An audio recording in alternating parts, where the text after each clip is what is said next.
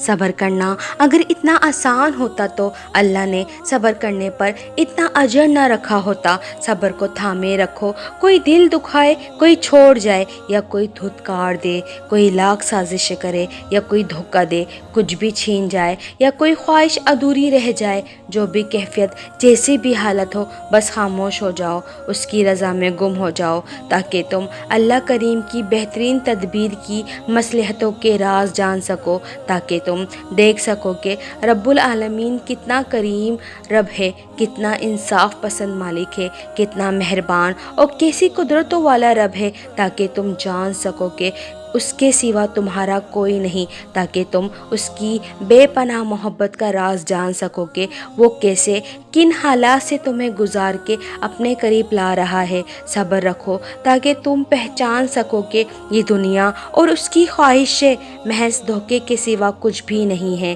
صبر رکھو کہ یہ قدرت کا نظام تمہاری تربیت بہت ہی خوبصورت انداز سے کر رہی ہے۔ صبر رکھو کہ رب کریم تمہیں بہترین نوازنے والا ہے۔ صبر رکھو کہ ہر تلخ موڑ پر اذیت ناک کیفیت، ہر بدلتا رویہ تمہاری زندگی کی بہترین پیش رفت ہے۔